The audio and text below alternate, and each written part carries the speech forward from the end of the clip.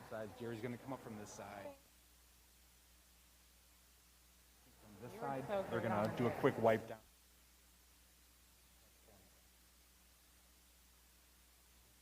The whole program that way. And then I'm going to try to group the questions. So we'll say first questions, I've got a group of questions for Jerry Norcia and Dr. V, so they can take the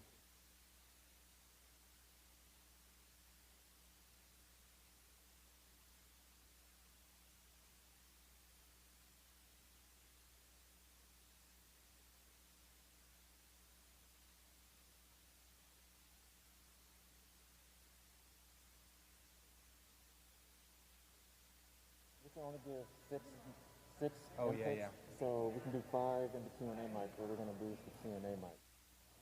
Well, okay, is everybody now? Obviously, I'm No, wired. everyone's, it's just for the Q&A where it becomes an issue.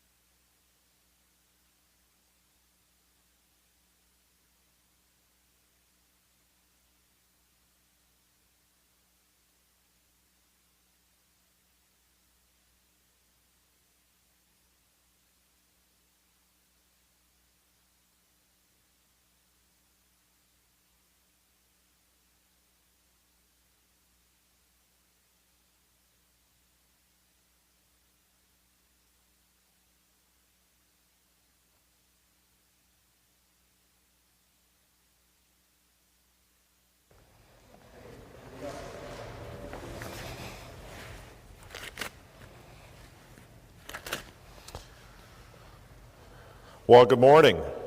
And let me start by saying that sometimes an extraordinary human crisis like COVID-19 brings people together to accomplish extraordinary things. And I would say that this morning is really about that. So let me start with a conversation that I had with Reverend Anthony, who is a dear friend of mine and also, as you know, a tremendous community leader.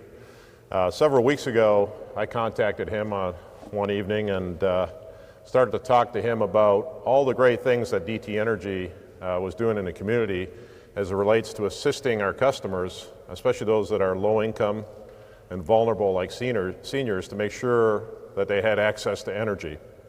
And as we were both reflecting on that and understanding how important that was, he said, you know, there is a time when corporate CEOs like yourself and other foundation CEOs and other community partners need to get together and do something really fundamental that I'm worried about.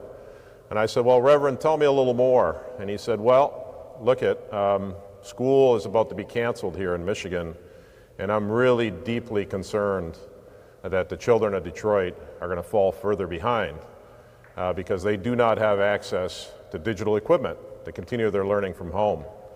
So he said it would be really tremendous if you could bring a group of leaders together in this community to make that happen.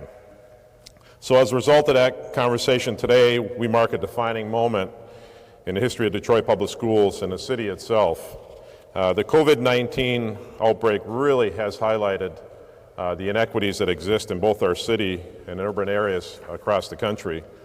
And that inequity that we're talking about today is really what we've come to call the digital divide between children in urban centers and in the rest of our community. In Detroit, only 10% of our students have access to devices or broadband access. That is a problem even in the best of times. When we're asking to learn from home, that problem becomes even more acute. By all measures, the city of Detroit needs to move on this because it's not acceptable. Today, we're announcing that a coalition of businesses and philanthropic organizations, together with Detroit Public Schools, will invest $23 million to close this digital divide in our K through 12 Detroit Public Schools program. These devices will allow students to access their homework and school studies from home. They will digitally connect students with their teachers and allow them to continue learning during the important summer months when many students lose ground. This access will not only help students, but it will open up a world of opportunity to their families, from online job applications to workforce development. When Detroit's forced with a big issue, we respond with a big answer. And I'm humbled by the response that has happened in our community to rally for this problem. Thank you to all of our partners in this initiative who answered the call, and we came to them with the aspiration that all students deserve a level playing field when it comes to education. Especially in today's world, that means that they need to have access to technology. Many of our partners couldn't attend today because of social distancing, but they're critical to the success of this initiative. Early investments by leaders like the Balmer Group and General Motors set the stage for this work to be possible today. And of course, I would be remiss if I didn't thank the W.K. Kellogg Foundation for their commitment and for GM's, General Motors' continued ongoing support. Now I'll invite Dr. Nikolai Vitti, Detroit Public Schools Superintendent, to talk about how these devices will be deployed and how we'll make great progress with them. Thank you, Dr. Vitti. Thank you. Thank you, Jerry. Good morning, everyone. I'm Nikolai Vitti, Superintendent of Detroit Public Schools Community District. This is just an exciting morning time for our students. To be able to stand here and say that the business community and our nonprofit community immediately stepped up to fill a gap that has been ongoing in our community regarding the digital divide. As you know, the governor made the right decision to close schools and move to distance learning. As a school district, we created that distance learning plan rapidly. In fact, a lot of our materials are being used throughout Michigan and throughout the country. So our district certainly provided the resources that our teachers students and family needed in order to continue learning through the shutdown. The challenge, as Jerry indicated, is that only about 10 to 20% of our families have consistently been able to access a device and or internet access at home. So the materials that were created for online learning, pre-K to 12th grade, reading, math, science, social studies, including physical education and art, have not been accessible. So although we printed materials, we started to have a conversation of how can we allow students to not only to learn throughout this shutdown, but continue learning into the summer, the fall, and future years to narrow this digital divide that has been ever present in the Detroit landscape. The initial conversations was about providing laptops or tablets to maybe 100, 1,000 students. And part of my conversation was we have to think about scale. We can't perpetuate the inequality that not only exists throughout the country and in the state, but even within our own city, within our own school district. We have to come up with a scaled solution. And I wouldn't be able to make this announcement today if it wasn't for the leadership of Reverend Anthony, who mobilized, rallied, called everyone to action, Jerry Norcia from DTE, Bill Emerson from Quicken Loans, Tanya Allen from Skillman, and the mayor. Everyone played their own individual role to make phone calls, to advocate, to create a plan, not only a short-term but a long-term plan to make sure that this investment goes much, much beyond just providing students with learning over the shutdown. So starting in June, we should be in a place where we'll begin to distribute the tablets and provide internet access for 6 months. This will allow learning to happen over the shutdown, but it also allows us to think about summer school as far as course recovery, adding to face-to-face learning. Hopefully, we'll be back to school in the fall after Labor Day as planned. But if students or families are reluctant to come back, or employees are reluctant to come back, we can move forward with a blended learning model where perhaps some students are going face-to-face, others that are home. But beyond this crisis, what will begin to happen starting next school year is requiring mandatory online learning with iReady, which is a reading and math personalized learning platform, SAT prep on the weekdays, on the weekends. In other words, allowing learning to continue beyond the classroom. Nothing will ever replace a teacher. We know that. A teacher is a central component to learning, and that face-to-face instruction is essential. But online learning allows learning to be augmented, supplemented. And time lost over the summer, time lost on the weekends, time lost on snow days can be recovered through this online learning. The same online learning that happens in suburban America, but doesn't happen in consistency in Detroit. So I'm just excited that people stepped up with a sense of urgency and a sense of immediacy based on what our children have needed for a long time, but that divide was so clear with this shutdown, and now we're talking about equity. And if we're talking about equity, we're talking about equal opportunity. And if we're talking about equal opportunity, we're talking about children that now have resources and tools to show the world what our children are capable. I'm just excited for them so that they can have the same tools that other children have in other cities, so their potential, their giftedness, their intelligence, their hard work, their perseverance all shines. Thank you, everyone. At this point, Bill Emerson will join us. Thank you, Dr. Vitti. Good morning, everyone. My name is Bill Emerson. I'm the Vice Chairman of Quicken Loans. And here today to talk about a little bit, give you guys a kind of a time lapse. Obviously honored and humbled to be here on behalf of the Rock family of companies, Quicken Loans Community Fund, and the Gilbert Family Foundation. I was sitting at home. It was a Saturday night. I was hanging out with my family, putting together a 1,000-piece monochromatic jigsaw puzzle, and frustrated out of my mind. And I get a text from my good friend Jerry Norcia. And I thought to myself, well, I could answer that text or I could continue to be frustrated. So I decided to answer that text. And Jerry and I had a 90-second conversation where he gave me the elevator pitch about what he wanted to try to accomplish here and asked if we would participate figuring out logistically as well as financially. And I said, absolutely, let's get involved. And so we got some of our smart people together with smart people at DTE Detroit Public Schools Community District and the Skillman Foundation, and we started to hammer out how exactly could this come together? What logistically needs to happen? How do we get the laptops? How do we make sure it's sustainable? How do we make sure there's accountability around all of this?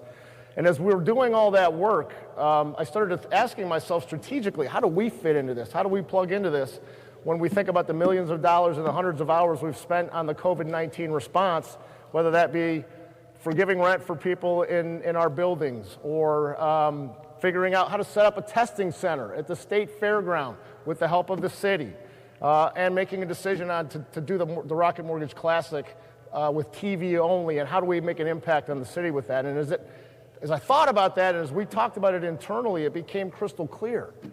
This is an opportunity to solve a systemic issue around inequities that have existed within our city for years. And when we thought about that and we pieced that all together, it was an absolute no-brainer for us to not only be there logistically, but to be there financially as well.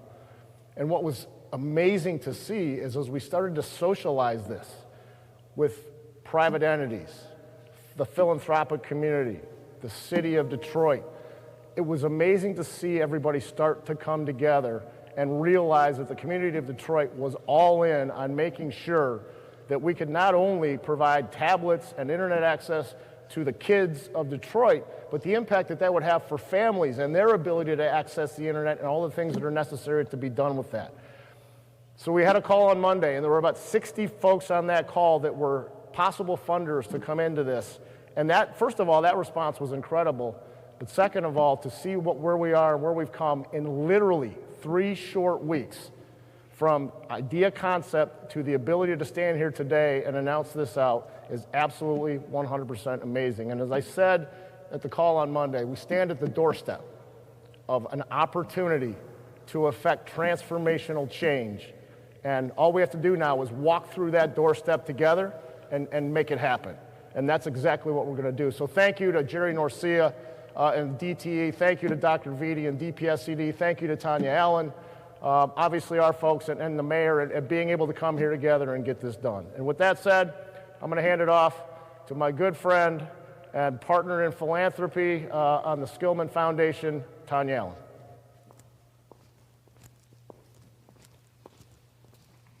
Thank you so much, Bill. My name is Tanya Allen, and I serve as the president and CEO of the Skillman Foundation. At the Skillman Foundation, we ask an important question, and that is, and how are the children? The reason we ask this question is because we believe it's an important moral question. We believe it's an important economic question. We believe it's an important equity question, and we also think it's a succession question for our city. So I'm happy to report, because of all of the organizations that you're hearing from today and those who have also signed on to this initiative, we're going to be able to answer that question, and how are the children, by saying our children are faring well. I love this Greek proverb that says, a society grows great when it plants a shade tree that they'll never sit under. And that's exactly what we're doing today. So we are essentially committed to making sure that every kid in this city has access to technology and connectivity so that they can access their education, that they can stay connected to people who care deeply about them, and that their families also might be connected to technology and to other resources that are greatly needed. But to do that for all children, we're going to require more than just one project. It really will require multiple tranches of investment. But this tranche, the Connected Futures project, is so important. As Dr. Vitti and others have said, it's going to serve 51,000 children. We're going to give our children at Detroit Public Schools Community District a top-of-the-line technology solution. And I'm here to tell you, they deserve it. And I'm so proud that our community has come together to be able to make sure that we're not just responding in the short term, but that we're really responding for the long term. We're going to make sure that our young people are engaged and that they are capable of accessing the world and accessing the academics that they need. We would not be able to do this if it weren't for the Detroit Public Schools Community District. Dr. Vitti and his team are ready. They've been planning for this, and just remember, just a few short years ago, we were essentially a bankrupt operating school district. But we have a leadership team that is, there is no greater leadership team in the country. And they're ready for this. This is going to expedite, it's going to accelerate all of the good things that they've done in that school district. And so we're really grateful that it is really going to be integrated into the education system, and that they're going to create greater learning enrichment environment, greater learning, tutoring, access, family school connection, computer literacy. There might be some social emotional learning or therapy supports that'll be provided. But as you know, technology alone isn't going to solve this. It is about how we use technology as the platform that spurs and increases the pace of all of the things we know that children need. And we're so grateful that we believe this plan is a solid and sustainable one. It could not happen, quite honestly. We can all come together, but the only way that this work really happens in an important and meaningful way is if our students and our teachers engage. And so we know that the teachers at Detroit Public Schools Community District are ready. They've been trained, and we're ready to support parents as well as their children in this process. I also just want to share, as I talked about, this is the first tranche of the investment. Once we close this out, we'll be aiming to do the second tranche of investment. There are 36,000 other children in this city who go to other school districts outside of Detroit Public Schools, and we're already planning to expand support to them. We want all children in this city to win, and we believe that this partnership will make that happen. They will have the tools that they'll need for a 21st century education. They will be able to learn remotely, and we also will be creating a model for others in the state to mimic and to marvel at. Lastly, I just would say this. This project is bigger than just our children. It's about closing the digital divide. It's also about showing that our community is greater together. And so we're lifting up a muscle in this community that we've built over many years, that resiliency, that persistence, that love, that Detroit love, that we know solves problems. And I'm so grateful to be a part of that problem-solving spirit in this city. And I'm grateful to be in partnership with DTE, with Quicken Loans, with Detroit Public Schools District, with Kellogg Foundation, General Motors, and with the City of Detroit and the leadership of our mayor. So with that, I'm going to turn it to our beloved Reverend Wendell Anthony, who has inspired us all to do something great for children. Thank you.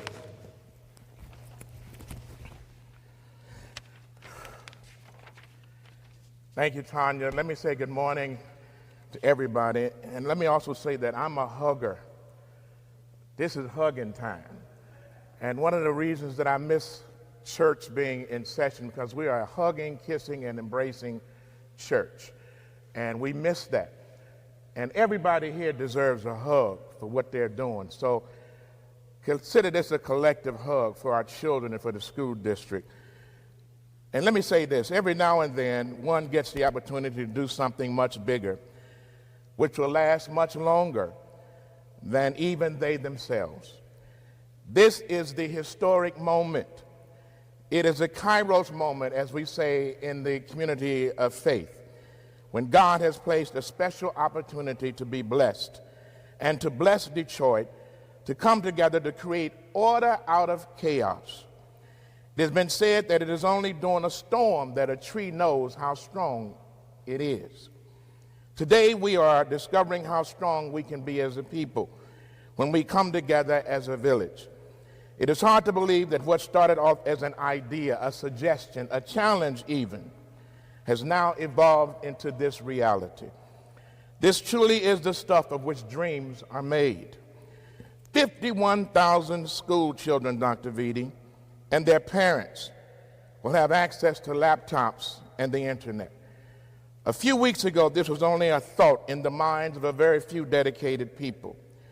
Now children all around this city regardless of economic station, whether they live in poverty, whether they're middle or upper, if you're in this city and if you're a part of the school system, social status or racial status, will become more knowledgeable, more prepared, and more confident in the future.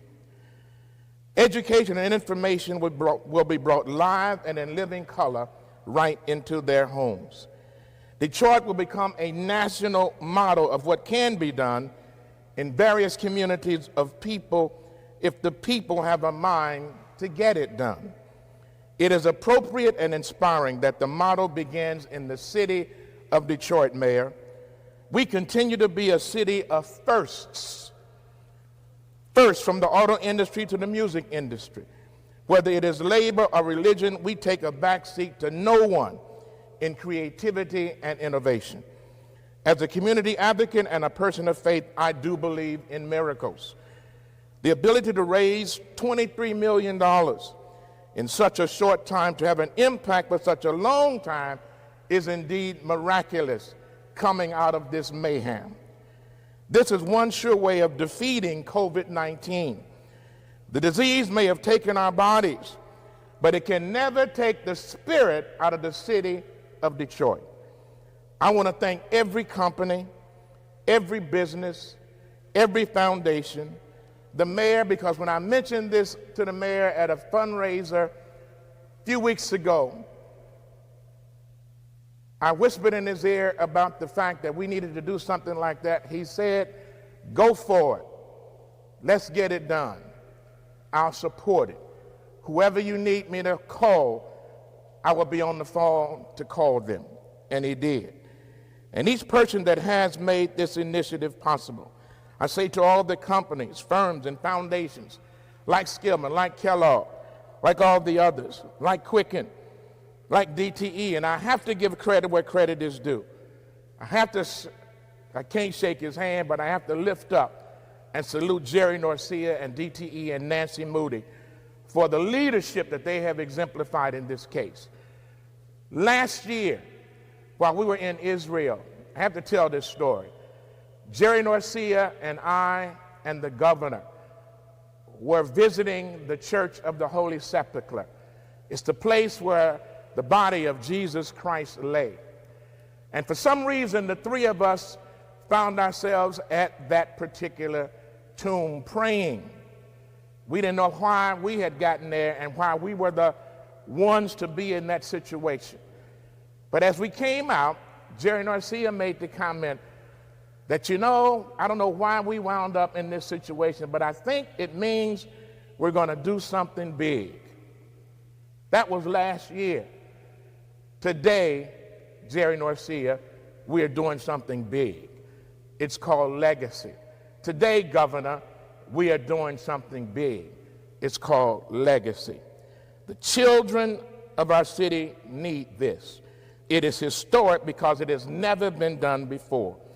If ever you wondered, companies, foundations, what you should do, just hook up to the Connected Futures and see all the good that you can do. May God bless all of the children, the Detroit Public School Community District system, the educators, the parents, the IT professionals, and other staff that will lead us into the future. The future is not tomorrow. The future is today. It's now my pleasure to introduce the mayor of the city of Detroit, Honorable Mike Douglas. Mr. Mayor.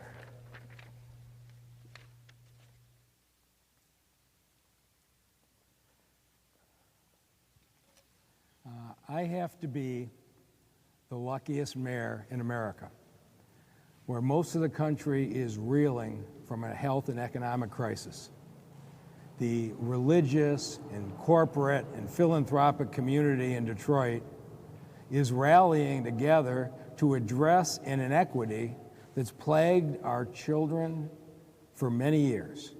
And it's remarkable how far we've come. In early March, I was over one evening at the home of Iris Taylor, the president of the school board, and we were talking to Dr. Vitti, and the conversation was anguishing. The question was, do you shut down the Detroit public schools? And at the time, a number of school districts had already shut down. but they were Ann Arbor, Rochester, Grosse Pointe, Birmingham, West Bloomfield. And it really illustrated the inequities that face our children every day. These are outstanding school districts. Their online learning is so integrated into their everyday experience. They go home and do their homework on their laptops. They can email their teachers at night. They have all kinds of resources. They were ready to switch over because they were so advanced. But if the Detroit Public Schools closed, not only do many of our children not have laptops, many don't have broadband. And the teaching system wasn't set up. And this city was facing a choice between the immediate health of our residents and the future of our children. The governor took that choice out of our hands by shutting down the school statewide, which was clearly the right thing to do, but it put us in this terrible problem, and that the children of Detroit would fall behind faster in the time of school closing than many other children in the state. And Reverend Anthony had talked to me about this idea, and some things you just remember. But it was Friday, March 27th. I got home at 11 o'clock at night after a whole day of dealing with food distribution and testing. I was really tired, and I was looking through my mail, and I had a message from Reverend Anthony.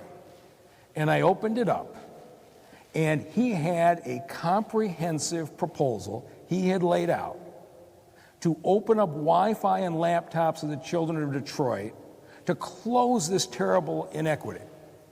And I went from being half asleep to wide awake. I started sketching it out. I said, there's no way you could do this for less than $20 or $25 million. How in the middle of what is quickly becoming a severe recession are we going to be able to approach anybody? And that was what was on my mind on Saturday afternoon when the phone rang, and it was Jerry Norcia from DTE. And he said, I've been talking to Wendell Anthony, and I'm looking at his proposal. And he said, I want to know, how realistic do you think it is? And I said, the magnitude of this is going to be very challenging. Buying the laptops is the easy part. We have huge sections of the city that don't have access to broadband in their homes. So the laptop doesn't do you any good if you don't solve the connectivity. And even if you solve the connectivity, if the Detroit Public Schools are not ready to teach in this new mode, you've hooked up to something that doesn't really matter. All of these three things would have to happen at once. They'd have to happen quickly, and it would be an enormous financial lift. Do you really think you could get the business and philanthropic community to do it? And Jerry Norcia said to me that day, it's a moral imperative that we do it. He took the lead with the help of Dan Gilbert and Bill Emerson and Tanya Allen and a lot of others to put the money together. I talked to Iris Taylor and said, I know you're swamped, but this isn't a small thing, this is real. And what Dr. Vitti has done in a short period of time, in starting to transform from traditional learning to embracing the online learning, I think he's going to advance the Detroit Public Schools teaching 3 to 5 years over the next year. And the thing I said to Jerry Norcia that day was, if you could pull this off, you are doing more than helping the children. These children have parents and older siblings who are looking for jobs, need access to training and openings, and right now they go physically to the 8 Detroit at work centers. But if these households had laptops, they could access those jobs and the job training right on site. We can help break the cycle of intergenerational poverty, not just by improving the education of the children, but creating opportunities for their parents. And this summer, we were going to have to cancel our summer jobs program, Go Detroit's Young Talent, where 8,000 children work in jobs because we couldn't safely cluster them.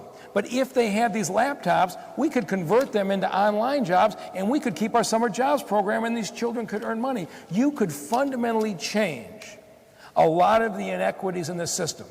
I just don't know how you can raise $20 or $25 million in the middle of a recession. And I have to say, standing here today, it's like a miracle. This was Jerry Norcia and his team saying, no matter how bad things are, we have to change the inequities in this community once and for all. And so while he was modest, I don't want there to be any question. This was Reverend Wendell Anthony's vision. He laid it out for us, and this community rallied behind him and followed it. And I think it's going to make a difference to the children of the city for a lot of years to come. And so thank you to everybody who's been a part of it. And now to talk from the standpoint of a parent of one of our children, please welcome Melissa Redman.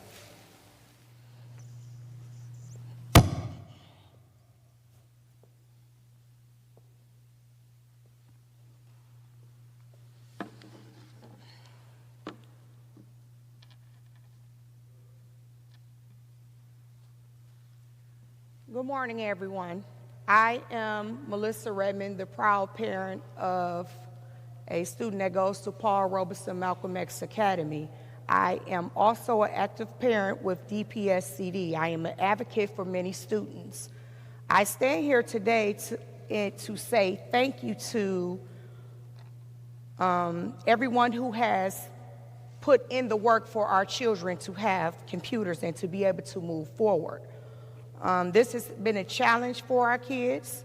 I'm grateful that this has been able to come along because I feel that no child will be left behind at all, regardless. So I definitely want to thank the community, all of the partnerships, Dr. Nikolai Vitti, Mayor Duggan, Tanya Allen, everyone who played a part in this role on making sure that our children are being able to succeed. And I also want to thank God because he definitely made this happen. The last thing I can say, I see Detroit moving in a light and a vision pushing forward, and I'm grateful for that.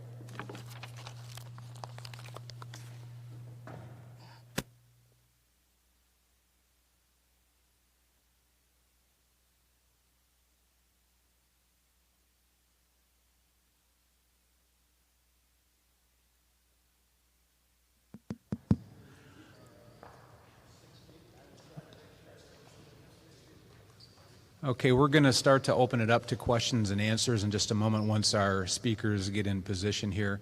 A couple things to point out is, first of all, today there will be no 2 p.m. press briefing on COVID.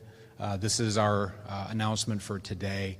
But after this Q&A session, for any reporters who have questions for the mayor about our COVID response here in Detroit, he will stay and answer any questions that you may have. And we can start with questions and answers now. Good morning, Ken Coleman from Michigan Advance. Reverend Anthony, walk me through the chronology. This started about a month ago, 3 weeks ago, with a call to you, from you to Jerry. Well, as I said, the seed for something big started in Israel last year, and in our conversation with Jerry, and then it just blossomed. So several weeks ago, I put together a little performer called It Takes a Village. And I just started circulating it to various people. I sent it to DTE, I sent it to GM, I sent it to the mayor, I sent it to Tanya Allen, I sent it to Faye Nelson. I just started sending it to everybody. I sent it to Dan Gilbert, I sent it to Quicken Loans, I sent it to Matt. I just started sending it and see where it would connect. And obviously, it began to connect, and I followed up with some phone calls. I talked to Jerry, and I talked to Nancy Moody, and Jerry got the spirit, to use a church term. He got the spirit, and he began to move. I mean, the spirit makes you move. When you get the spirit, you can't stay still. You got to move. And he began to move, and I mentioned it to the mayor, and the mayor began. He caught the spirit too, and he began to move, and people started connecting. And you know, Tanya Allen always has the spirit, so she was always moving. And I sent it. I also sent it to Dr. Vitti. I talked to Dr. Vitti on the phone. We talked about it. He acknowledged that this is something that we needed to do. It was a vision that he had, because we need to do online learning and in-home, and what a better time. And so, out of this chaos, out of this mayhem of COVID-19, comes something that's legacy for the children of this city. It's going to be here long after we're gone. It positions Detroit like it has never been positioned before. And it's not a competitive thing, or not a thing to see who gets credit for what. The children get the credit. The parents get the credit. The city gets the credit for being innovative and creative. and for touching the least of these. And so I just want to emphasize this. It's not about any one individual. This thing is bigger than all of us. It's for the children. And I just want to invite everybody who's listening, all the companies, all the foundations, everybody who said they want to be a part of this, to join, log in on this, connect to the future, because this is only the beginning. There's still some other things that folk can do. So I hope that kind of touches your question. Good afternoon, Larry Spruill of WDIV Local 4. This question is for Dr. Vitti. Vitti, two questions. How important is to have this program here for students in Detroit Public Schools, and how much would this cost for the families? Sure. So the $23 million, about $17 million will go to the tablet. This is an iView tablet that is going to be completely aligned and compatible with everything that we're doing in the education space. Reading online programs, math programs. We've invested in a new literacy program for students with special needs, for example. We've been using Khan Academy for SAT. We've developed a portal system for parents to access to see students' grades, daily attendance. We're going to move all of our forms on that portal. So all of that's going to be compatible to the tablet that we'll purchase. Another $6 million goes into the internet access strategy. You know, as many people have said today, quite a few of our parents have devices, whether it's an iPhone or an Android. The issue has been a data plan and a device that is compatible to learning.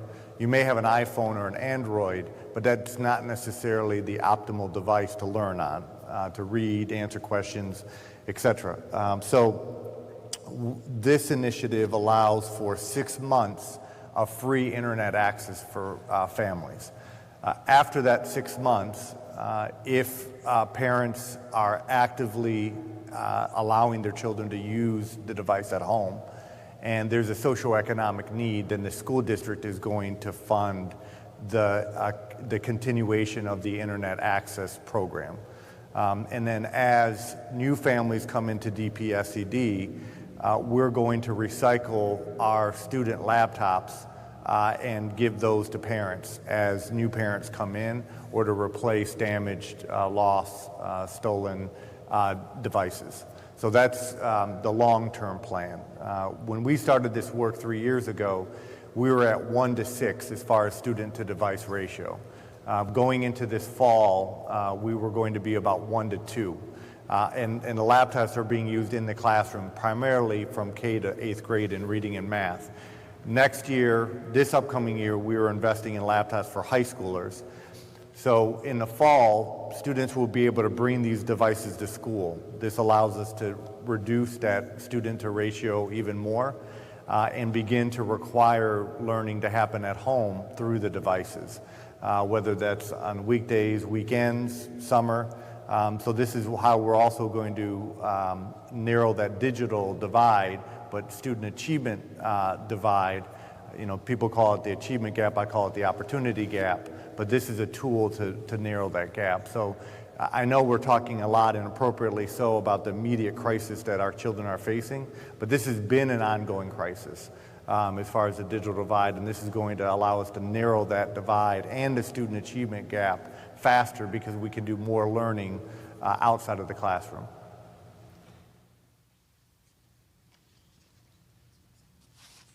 Okay, most of the questions that had come in from reporters have been addressed pretty substantially, but there are a couple of questions, one that may not have been fully addressed, from Vicki Thomas at WWJ. Someone spoke through earlier how the progression happened as far as this all coming together, but when did it actually first begin? Do you remember roughly what date it was, and to give us a sense as to how many days, weeks, months it took to actually pull it together? I would say 3 to 4 weeks, Bill. Oh, if you could, I'm sorry, hang on for just 1 second. I think we're going to have to, okay. We can take 1 second to switch a mic line, and then you can give that.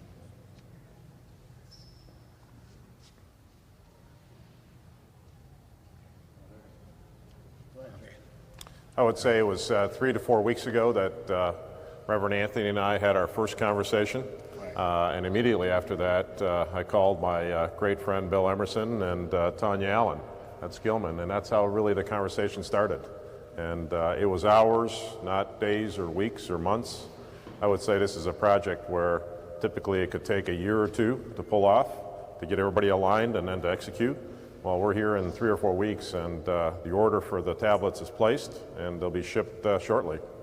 Okay, and Vicki also wanted to know whether there were any thoughts about, do we wish that this could have happened, or did it need to take a pandemic to initiate a program like this? I don't know. Thank you, Vicki, for that question. But let me just say this. Out of chaos comes construction and creativity. And whether it was the coronavirus issue or some other issue, the reality is that this is the reality. And we're all blessed, and the children will be blessed. And so what we've done is seize the opportunity. There's an old expression that weeping may last for a night, but joy comes in the morning. So we've been weeping because of coronavirus illness and COVID-19. And now on this morning, we have joy. That joy lies in the ability to provide this opportunity for thousands and thousands and thousands of children in the city of Detroit and their parents. And it's going to take us to another level. So, we are wise to be able to let COVID not take us down, but COVID has been a stumbling block that has really caused us to stand up. And so, come on, COVID. We're making you disappear. Because out of this, we won't be known for 2020 in Detroit, the COVID illness. We'll be known in 2020 Detroit for the time that we hooked up and gave our children a future. Thank you. A couple of questions for Dr. Vitti. From WDET, a reporter would like to know, as you prepare for changes to the statewide K-12 budget next year because of the cost of responding to coronavirus, what kind of plans, if any, are the district making to secure corporate and philanthropic support for schools in the future? Yeah, it's a relevant question, and this was actually part of the conversation that why this investment was so important. We are likely to face a reduction in funding at the K-12 level throughout the country and in Michigan. I'm hoping the legislature will continue to prioritize education despite the loss of revenue. Every budget is about priorities, and we're hoping that the legislature, despite probably having to make difficult decisions, will continue to prioritize education to minimize the reduction. But part of the conversation that we were all having that's on this in front of the podiums was what kind of investment do we need to make that's a short-term but a long-term investment. There is federal CARES Act funding that will be coming to the school district that's really one-time money, and that is likely to be used to fill the state budget gap so that we can continue to usher the reform forward. As a school district, we've accomplished a lot in 3 years, and our children need so much more. But without that CARES money filling in gaps, we're going to have to cut programming. And this investment allows us to allow students and families to be connected to the internet devices and continue learning. State budget cuts come, we can use the CARES Act funding to fill that gap so that we can continue the other programming, continue the employment of all of our teachers, our support staff, in this crisis. So that's how we're looking at it right now, is that it's about continuing the momentum of reform and not taking a step back. And this investment allows us to move forward as far as teaching and learning, connectivity, but it also allows us to move forward in the context of state budget cuts. If that's Okay, and then two final questions come from ML Elric at the Detroit Free Press. Wanted to know, first of all, will there be any sort of a help desk for students who may need some support from the technical standpoint, and what can be done to ensure that the equipment is returned to the district when it needs to be? Yeah, to clarify, this investment, this device is now going to be in the ownership of families and students. It is not the property of DPSCD. So once we issue the tablet, that tablet belongs to the family and to the student. As we problem solve with families, we're going to partner as a school district with Human IT, which is a city resource nonprofit to build the capacity of parents, problem solve with parents as we move forward, because we also want this to be part of a citywide connectivity strategy to better resource our families. Okay, thank you all very much. This was the last question for this portion of the program. So now what we'll do is transition. Everyone here can move along, and we thank you for your support in making this happen. And now Mayor Duggan will stay and take any questions that we may have regarding the city's COVID-19 response. Well, a special thank you again. I wish there was a crowd here to give the applause that this group deserves. It's been remarkable, and with that, I'll answer any other questions you might have. Hi, Mr. Mayor. If you could just give us an update regarding the nursing home initiative. It was supposed to conclude today. Right. Is it still on target too? Yes, we're in the last nursing homes right now. All 2,000 nursing home residents in the city of Detroit will have been tested, along with a large number of nursing home staff by this afternoon. So at this point, do you have any percentages of how many people have, any updates regarding numbers? It's going to be about the same. So about 1 out of 4 people staying in nursing homes have been positive for COVID-19, and we'll see what the final death statistics are, but they're going to be terrible.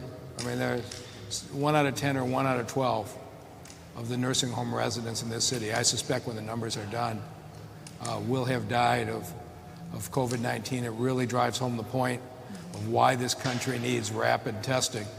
But in the last 10 days, I think the nursing homes have done a really good job of isolating the infectious now that they have the 15-minute tests. When will you have that final report? So my intention is to circulate it to all of the nursing homes on Monday to make sure the data is right and release it publicly on Tuesday. And our intention is to give you each individual one of the 26 nursing homes what have been the number of infected residents and what have been the number of deaths from each home. And so I want to make sure, I want to give the nursing homes a chance on Monday to correct any inaccurate data, and then we'll release it to everybody on Tuesday. Thank you. Mayor Duggan, Larry Spruill, WDW Local 4. Governor Whitmer hinted at possibly extending the stay-at-home ban. What's your thoughts about that, and is that applicable to the city of Detroit as well? I think the governor has done a good job every step of the way. She's operating off of data, which is a great thing. We are seeing a trend down in deaths since April 14th. We're going to release numbers today that are going to look like it's spiked, but it's this same thing. Dr. Khaldun is doing everything she can to clean up the data. But I saw today we reported 12 deaths from March that are going to show up in today's numbers. And so I've asked the team by tomorrow to give you numbers that are actually meaningful so you can see what day each of the fatalities occurred, and so you can see the trend line. But what that trend line will show is that since April 14th, we've been trending in the right direction here in the city. Are you concerned that the state and the city of Detroit could open back up too soon, or a second wave could be coming? Again, I am obsessed with the medical data, and we will not do anything that isn't dictated by the science. And so right now, I'm actually engaged with a number of the operations, and we went through draft plans today for the medical review required to bring people back. I'm hoping to have our essential infrastructure folks who do the parks, the roads, the water department back in the next couple of weeks. But as I said again to the team today, we're not bringing anybody back until you can show me that we have the proper medical screening before they come back, and also the proper procedures after they start work. Ultimately, I think those same practices will get rolled out to private businesses. So we're not going to do anything other than what's dictated by the science in the city of Detroit. Given the fatality rate of African Americans in this country from COVID-19, we're going to take every reasonable precaution before we open up. Thank you. Okay, no further questions. Thank you.